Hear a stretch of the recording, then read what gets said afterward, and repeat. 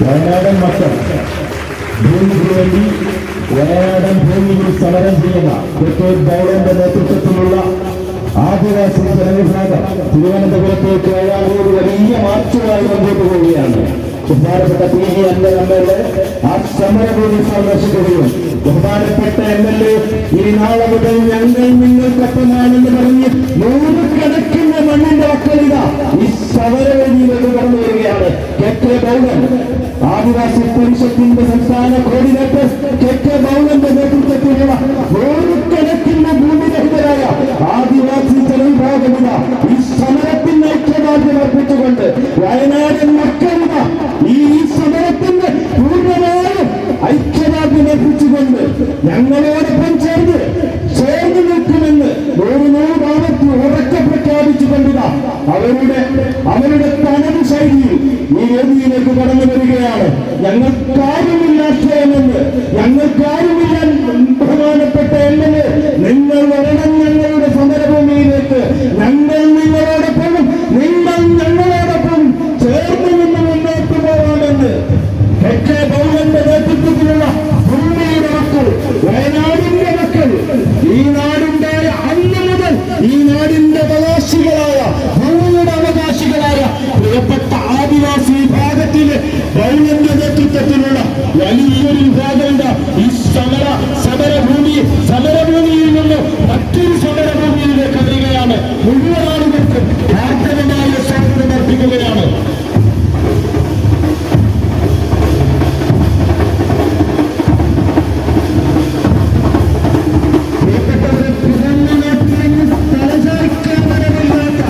മണ്ണിന്റെ മക്കൾ ആദിവാസി ജനവിഭാഗം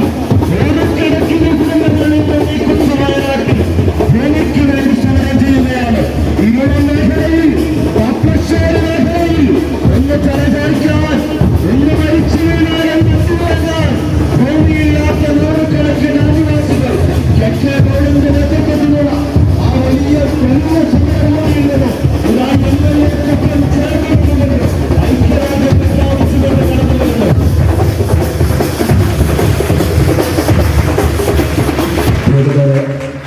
ഭൂരഹിതരായ 100 കുടുംബങ്ങൾ ഈ 7-ാം തീയതി തിരുവനന്തപുരത്തേക്ക് മാർച്ച് നടത്തുകയാണ്. തങ്ങൾക്ക് അവകാശമായ ഭൂമിയുടെ മക്കൾക്ക് അവകാശമായ ഭൂമി സർക്കാർ പതിച്ചു നൽകണമെന്ന് ആവശ്യപ്പെട്ടുകൊണ്ട് അവർക്ക് നേതൃത്വം നൽകുന്നത് KK ബൗളന്റെ നേതൃത്വത്തിലുള്ള ആദിവാസി പരിഷത്ത് എന്ന സംഘടനയാണ്. അതുമായി ബന്ധപ്പെട്ട ആ മാർച്ചിന് നേതൃത്വം നൽകുന്ന 3 നേതാക്കളും ഇവിടെ എത്തിയിട്ടുണ്ട്. അവരെ തിരുവനന്തപുരത്തേക്കുള്ള മാർച്ചിന് ബഹുമാനപ്പെട്ട PV അൻവർ MLA ഷാളൈതി അണിയിച്ചുകൊണ്ട് അവരെ മാർച്ചിന് വേണ്ട എല്ലാ അഭിവാദ്യങ്ങളും അർപ്പിച്ചുകൊണ്ട് സ്വീകരിക്കുകയാണ്. അതിനുവേണ്ടി ജാഥാംഗമായ ബീനയെ ക്ഷണിക്കുന്നു. ഷാൾ അണിയിക്കുന്നതിന് വേണ്ടി ബഹുമാനപ്പെട്ട MLA-യും ക്ഷണിക്കുകയാണ്.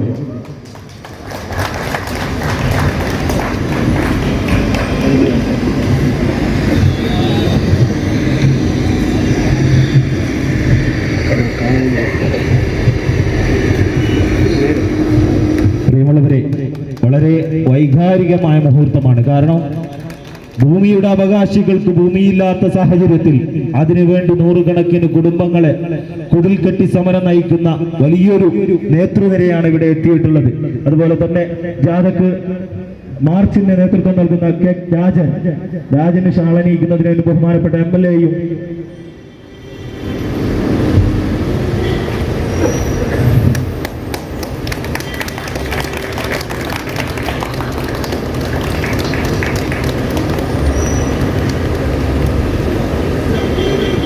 ബാബു അദ്ദേഹത്തെയും വേദിയിലേക്ക് ക്ഷണിക്കുന്നു.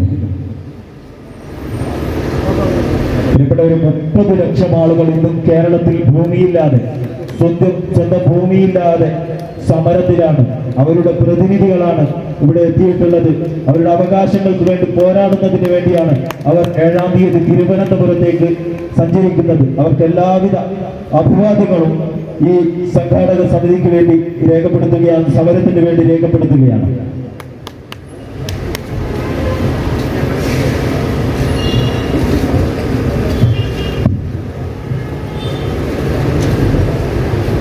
ഈ സമരപരിപാടിയിലേക്ക് കടന്നു വന്ന പ്രിയപ്പെട്ട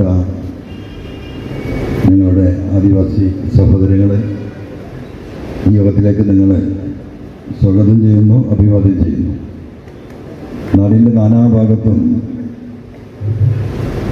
ഭൂമിയില്ലാത്തവരുടെ കണ്ണുനീര് നമ്മൾ ഓരോ വർഷവും കണ്ടുകൊണ്ടിരിക്കുകയാണ്.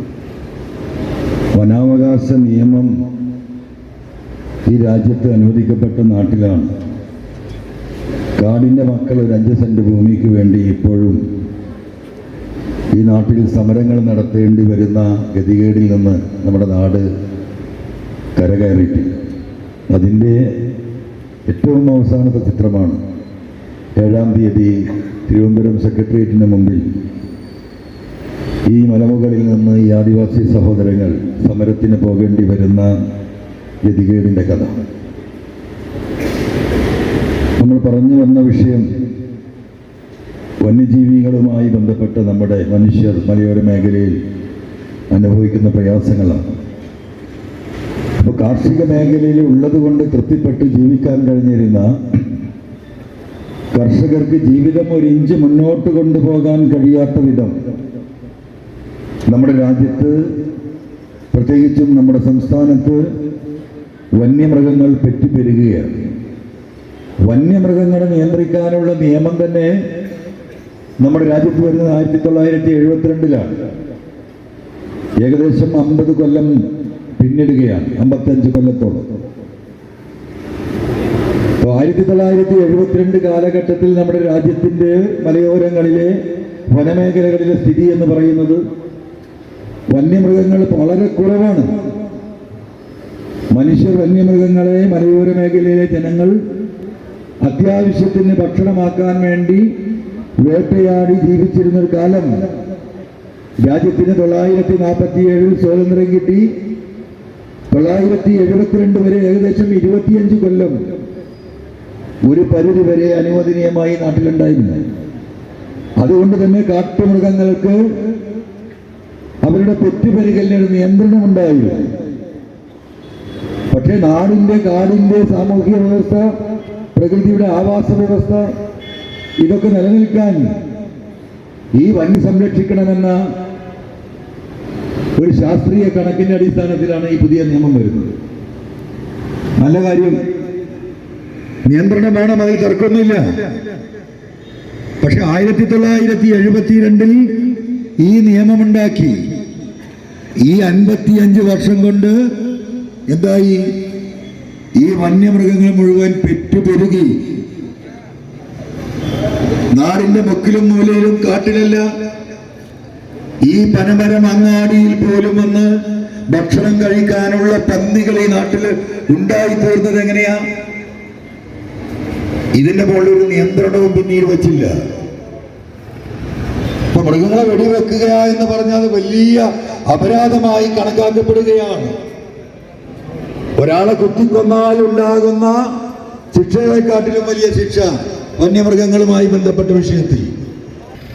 അപ്പൊ സ്വാഭാവികമായും കർഷകരെ സംബന്ധിച്ച് ഈ കയറ്റവും ഇറക്കവും അവരെങ്ങനെയെങ്കിലുമൊക്കെ മാനേജ് ചെയ്ത് ജീവിതം മുന്നോട്ട് തള്ളിക്കൊണ്ടുപോകുമായിരുന്നു. ഇത് പൊതുവായ നമ്മുടെ സ്ഥിതിയാണ്. ആ സ്ഥിതിയിലേക്കാണ് പിന്നീട് ഇടുത്തി പോലെ ഇവിടുത്തെ വന്യമൃഗശല്യം വർദ്ധിച്ചു വരുന്നത്. നിങ്ങളൊക്കെ അതിന് സമരം ചെയ്ത് മനസ്സ് മടുത്തവരാണ്. ഇനിയൊരു സമരം പലപ്പോഴും നിങ്ങൾക്ക് ആലോചിക്കാൻ പോലും കഴിയുന്നില്ല. സമരം ചെയ്ത് ചെയ്ത് ചെയ്ത് ക്ഷീണിതരായ മനുഷ്യനാണ് ഈ മലപ്രദേശത്ത് മുഴുവനുള്ളത്. 10 സെന്റ് ഉണ്ടായിരുന്നവൻ ജീവിച്ചു പോയ കാലം ഉണ്ടായിരുന്നു നമ്മുടെ നാട്ടിൽ. ആ 10 സെന്റിൽ അത്യാവശ്യം പുളയും ചേമ്പും മറ്റു ചെറുകിട കൃഷികളും ഉണ്ടാക്കി ഒഴിവ് സമയങ്ങളിൽ മറ്റു പറമ്പിൽ ജോലിക്ക് പോയി ആ കൂലി വാങ്ങി, ആ കൂലിയും ഈ കൃഷിയും കൂടി വാങ്ങുമ്പോൾ ആ കുടുംബം പട്ടിണി കിടക്കാൻ മുന്നോട്ട് പോകുന്ന ഒരു കാലഘട്ടം, ഒരു സുവർണ കാലഘട്ടം നമ്മുടെ നാട്ടിലുണ്ടായിരുന്നു. അതിനെ അപ്പാടെ തകർത്തതല്ല ഈ വന്യജീവി ആക്രമണം ക്രമേണ ക്രമേണ വർദ്ധിച്ചു വരികയാണ്, പെറ്റുപെരുകയാണ്.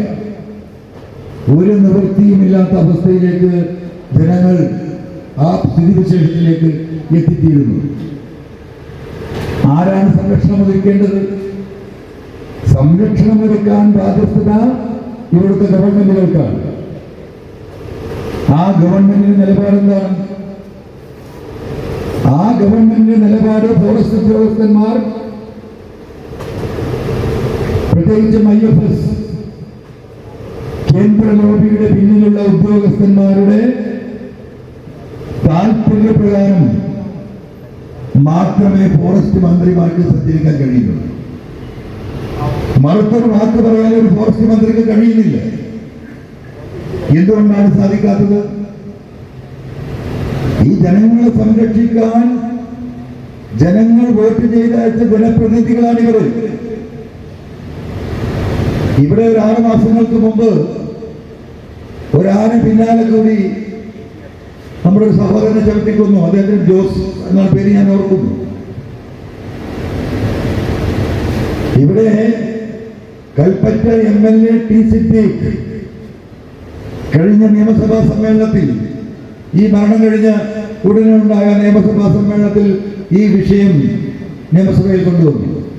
അദ്ദേഹത്തിന്റെ മണ്ഡലം എന്ന നിലക്ക് ഇത്തരത്തിലുള്ള സംഭവവികാസങ്ങൾ ഉണ്ടാകുമ്പോൾ ആ MLAക്ക് ആ സമയത്ത് സഭയിൽ അവതരിപ്പിക്കാൻ പ്രത്യേക പെർമിഷൻ സ്പീക്കർ കൊടുക്കും. ആ കിട്ടിയ പെർമിഷന്റെ അടിസ്ഥാനത്തിലാണ് അന്ന് സിദ്ദീഖ് ആ വിഷയം സഭയിൽ ഉന്നയിച്ചത്. സ്വാഭാവികമായും ഇത്തരം വിഷയങ്ങളിൽ MLAമാർ നിയമസഭയിൽ ആ വിഷയം ഉന്നയിക്കുമ്പോൾ ആ മന്ത്രി അതിന് മറുപടി പറയാൻ ബാധ്യസ്ഥനാണ്. അന്ന് നമ്മുടെ ബഹുമാനപ്പെട്ട മന്ത്രി ശ്രീ AK ശശീന്ദ്രൻ, ഞങ്ങൾക്ക് ഇങ്ങനെ കാതോർത്തിരിക്കുക എന്താണ് അദ്ദേഹം പറയാൻ പോകുന്നത്. കാരണം അത്രയും ദാരുണമായ ഒരു സംഭവം ഇന്ത്യയിലെ അല്ലെങ്കിൽ കേരളത്തിലെ 3.5 കോടി ജനങ്ങളും കണ്ട് വളരെ കാണാൻ കഴിയാത്തൊരു കാഴ്ചയായിരുന്നു. എല്ലാവരും ശ്രദ്ധിക്കുന്നുണ്ട് സഭ. ഈ വിഷയം വളരെ വികാരപരമായിട്ട് സിദ്ദീഖ് അവിടെ ഉന്നയിക്കുകയാണ്. അങ്ങനെ മന്ത്രി എണീറ്റു. അപ്പോൾ ഒരു മലയോര മേഖലയിലെ ഒരു MLA എന്ന നിലക്ക് ഈ വിഷയത്തിൽ എപ്പോഴും നമ്മൾ ശ്രദ്ധിക്കുന്നത് കൊണ്ടും ഇതിൽ ഇടപെടുന്നതുകൊണ്ടും ഞാൻ നല്ല കാത് കൂർപ്പിച്ചിരിക്കുക. എന്താണ് ഈ മന്ത്രി പറയാൻ നിങ്ങൾ കേൾക്കണത്? എന്താ അദ്ദേഹം പറഞ്ഞതറിയോ? ഇതൊന്നും PV അൻവറിന് കളവ് പറയാൻ പറ്റില്ല. കേരളത്തിന്റെ നിയമസഭയിലെ പ്രസംഗങ്ങളുണ്ട്. ഇന്റർനെറ്റിൽ കയറി നോക്കിയാൽ അതിന്റെ വീഡിയോ ഉണ്ടാവും, അതിന്റെ ഓഡിയോ ഉണ്ടാവും. കൃത്യമായ പ്രസംഗങ്ങൾ എഴുതി വെച്ചിട്ടുണ്ട്. അവിടെ ശബ്ദിച്ചാൽ അതിന് റെക്കോർഡുണ്ട്. എന്താ മന്ത്രി പറഞ്ഞറിയുന്നത്? ഇതങ്ങനെ ഏറ്റിട്ട് പറഞ്ഞു, ഞാൻ കേരളത്തിന്റെ വനം വന്യജീവി വകുപ്പ് മന്ത്രിയാണ്. ആ പറഞ്ഞതിന്റെ അർത്ഥം എന്താ? അദ്ദേഹത്തിന് ഇവിടുത്തെ ജനതയോട് ഒരു ബാധ്യതയുമില്ല എന്ന്. ഇത്രയും ഗൗരവമായ ഒരു വിഷയം, ഈ 1,30,00,000 ജനങ്ങളെ ബാധിക്കുന്ന വിഷയം, ഇത് ഏറ്റെടുത്തതിന്റെ മുന്നിൽ നിൽക്കേണ്ടത് ആരാ? ആരാണ് ബില്ല് കൊണ്ടുവരുന്നത്? ഭരണകക്ഷി. ആരാണ് എതിർക്കേണ്ടത്? ഈ നാട്ടിലെ പ്രതിപക്ഷം. ഒരനക്കും ഈ സംസ്ഥാനത്ത് കാണുന്നില്ല. ഞാനിതിൽ ആളാകാൻ ഇറങ്ങിയവനല്ല. അങ്ങനത്തെ ധാരണകളുണ്ട്. ഇതിവിടെ ഏറ്റെടുക്കേണ്ടവർ ഏറ്റെടുക്കാത്തൊരു ഘട്ടം വരെ കാത്തു നിന്നു. ഇനി 89 ദിവസം നിയമസഭാ സമ്മേളനം തുടങ്ങാനുള്ളത്. ഈ നാട്ടിലെ ജനങ്ങളോട് പറഞ്ഞ് ബോധ്യപ്പെടുത്തേണ്ടതുണ്ട്. ഇവിടെ എവിടെയും കാണുന്നില്ല. ഇതുപോലെയുള്ളൊരു ഭേദഗതി നിയമസഭയിൽ വരുമ്പോ സ്വാഭാവികമായും ഈ ജനങ്ങളെ ഇത്രത്തോളം ബാധിക്കുന്ന ഇത്തരത്തിലുള്ള ഭേദഗതികളോ പുതിയ നിയമങ്ങളോ വരുമ്പോ കേരളത്തിലെ മുഴുവൻ പത്രങ്ങളിലും സർക്കാർ അത് പരസ്യമായി പുറത്തുവിടും. ജനങ്ങൾക്ക് പരാതി കൊടുക്കാൻ ഒന്നും ഉണ്ടായിട്ടില്ല. ജനങ്ങൾ അറിഞ്ഞിട്ടില്ല. ഞാനൊരു നിയമസഭാ സാമാജികനാണ്. ഒരാൾക്കോ MLAമാർക്ക് മെയിൽ അടക്കണം ഉണ്ടായിട്ടില്ല. ഈ ഡിസംബർ 12-ാം തീയതിയാണ് ഈ കള്ളം പുറത്തിയാടുന്നത്. ജനങ്ങളിലേക്ക് അറിയാൻ ഒരു അവനാന്റെ നാട്ടിൽ ഒരു വയനാട് പാർലമെന്റ് മണ്ഡലത്തിൽ ജനങ്ങളെ ഇങ്ങനെ ഒരു ബല വരാൻ പോകുന്നു, ഒരു ദുരന്തത്തിലേക്കാണ് ഈ നാടിനെ ഇവർ നയിക്കുന്നത്. നാളെ ഒരു തുള്ളി വെള്ളം പോലും സ്വന്തമായി ഇന്ന് നമ്മുടെ എല്ലാമായ പുഴകൾ, വാട്ടർ സോഴ്സുകൾ അവരുടെ അധികാര പരിധിയിലേക്ക് പോകുന്നു. പനമരം പഞ്ചായത്തിന്റെ ഒരു തുള്ളി കുടിവെള്ളം ഈ പുഴയിൽ നിന്ന് എടുക്കണമെങ്കിൽ ഇവിടുത്തെ ഫോറസ്റ്റ് ഉദ്യോഗസ്ഥന്മാർ കനിയേണ്ട ഗതികേടിലേക്ക് ഈ നാടിനെ കൊണ്ടുപോകുമ്പോ ആരാത് പറയേണ്ടത്? ഈ 101,30,00,000 ജനങ്ങളെ ബാധിക്കുന്നത് ഈ ഫോറസ്റ്റ് നിയമവുമായി ബന്ധപ്പെട്ട വിഷയങ്ങളാണെങ്കിൽ കേരളത്തിലെ 3.5 കോടി ജനങ്ങളുടെ കുടിവെള്ളത്തെയാണ് ഈ ബാധിക്കാൻ പോകുന്നത്. എന്താ ഇവിടുത്തെ പ്രതിപക്ഷത്തിന് ഉത്തരവാദിത്തമില്ലേ? എന്താണ് ഈ വിഷയം ജനങ്ങളിലേക്ക് വരാത്തത്? റേഷൻ ഷാപ്പിൽ ഇപ്പൊ അരിയും മണ്ണെണ്ണയും പഞ്ചസാരയും ഒക്കെ വിൽക്കുന്നത് പോലെ നാളെ 10 ലിറ്ററിന്റെയും 20 ലിറ്ററിന്റെയും ക്യാന് ഒരു കുടുംബത്തിന് ഇത്ര ലിറ്റർ കുടിവെള്ളം എന്ന് പറഞ്ഞ് സർക്കാരിന് കൊടുക്കേണ്ട ഗതികേടിലേക്ക് ഈ നാട് ഇന്നല്ലെങ്കിൽ നാളെ എത്തും. നിങ്ങൾ കരുതിക്കോ. ഗവൺമെന്റ് വിചാരിച്ചാൽ തീരുമാനിക്കാം, അത്രയേ ഉള്ളൂ. ഈ ജനവിരുദ്ധ ഗവൺമെന്റിനോട് ആ തീരുമാനം എടുപ്പിക്കാനുള്ള ജനരോക്ഷമാണ് ഇവിടെ ഉയരേണ്ടത്. അതിന് ജനങ്ങൾ കക്ഷി രാഷ്ട്രീയം മറന്ന് ഒന്നിക്കേണ്ട ഘട്ടത്തിലാണ്. ഇവിടെ വലുപ്പ ചെറുപ്പം പറഞ്ഞ് നടന്നാൽ ഈ ബില്ലും കേരളത്തിലെ നിയമസഭയിൽ പാസ്സാകാൻ പോവുകയാണ്.